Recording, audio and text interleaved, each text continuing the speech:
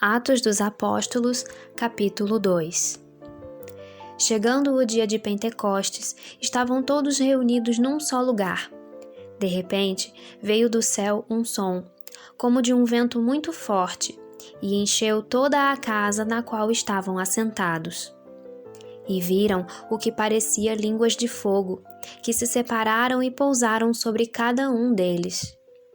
Todos ficaram cheios do Espírito Santo e começaram a falar noutras línguas, conforme o Espírito os capacitava. Havia em Jerusalém judeus, tementes a Deus, vindos de todas as nações do mundo. Ouvindo-se este som, ajuntou-se uma multidão que ficou perplexa, pois cada um os ouvia falar em sua própria língua.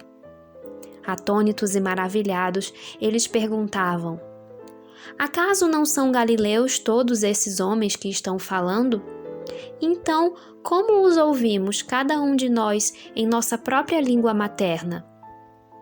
Partos, medos e elamitas, habitantes da Mesopotâmia, Judéia e Capadócia, Ponto e da província da Ásia, Frígia e Panfilha, Egito e das partes da Líbia próximas a Cirene, visitantes vindos de Roma, tanto judeus como convertidos ao judaísmo, cretenses e árabes. Nós os ouvimos declarar as maravilhas de Deus em nossa própria língua.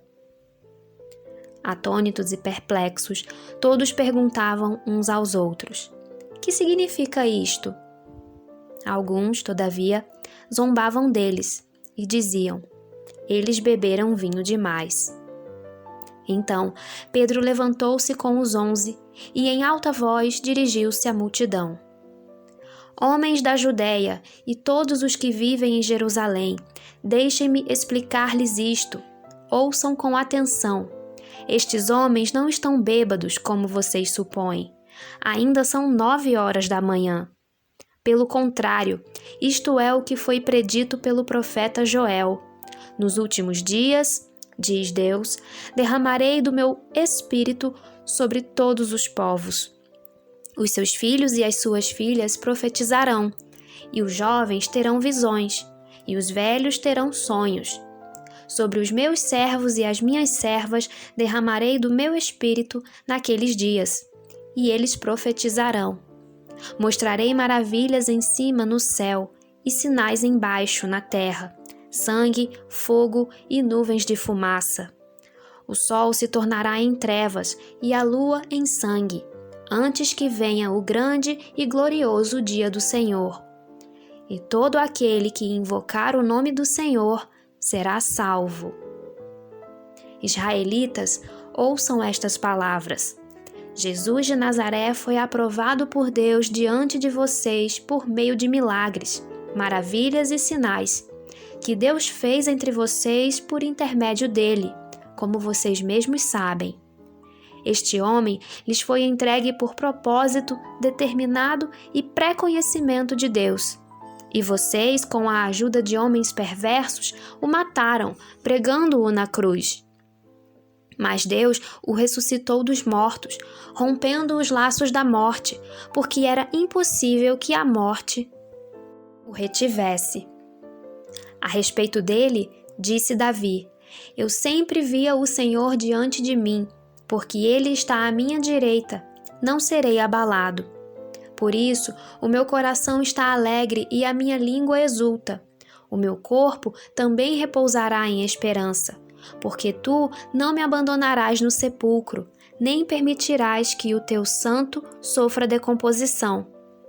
Tu me fizeste conhecer os caminhos da vida e me encherás de alegria na tua presença. Irmãos, posso dizer-lhes com franqueza que o patriarca Davi morreu e foi sepultado, e o seu túmulo está entre nós até o dia de hoje. Mas ele era profeta e sabia que Deus lhe prometera sob juramento que colocaria um dos seus descendentes em seu trono. Prevendo isso, falou da ressurreição do Cristo, que não foi abandonado no sepulcro e cujo corpo não sofreu decomposição. Deus ressuscitou esse Jesus, e todos nós somos testemunhas desse fato.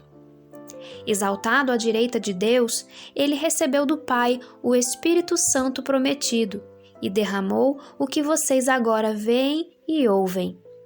Pois Davi não subiu ao céu, mas ele mesmo declarou: O Senhor disse ao meu Senhor: Senta-te à minha direita, até que eu ponha os teus inimigos como estrado para os teus pés.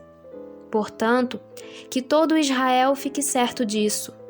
Este Jesus, a quem vocês crucificaram, Deus o fez Senhor e Cristo.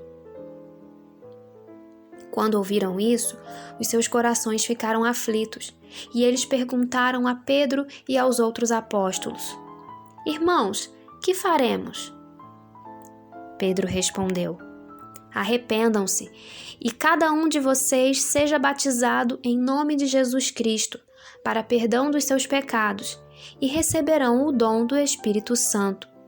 Pois a promessa é para vocês, para os seus filhos e para todos os que estão longe, para todos quantos o Senhor, o nosso Deus, chamar.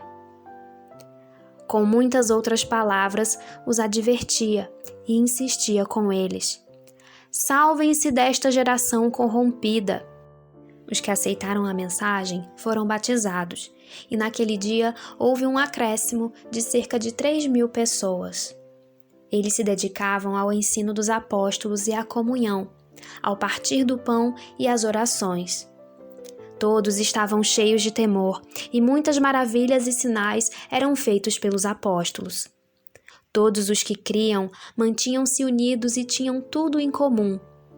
Vendendo suas propriedades e seus bens, distribuíam a cada um conforme a sua necessidade. Todos os dias continuavam a reunir-se no pátio do templo. Partiam o pão em suas casas e juntos participavam das refeições, com alegria e sinceridade de coração, louvando a Deus e tendo a simpatia de todo o povo. E o Senhor lhes acrescentava todos os dias os que iam sendo salvos.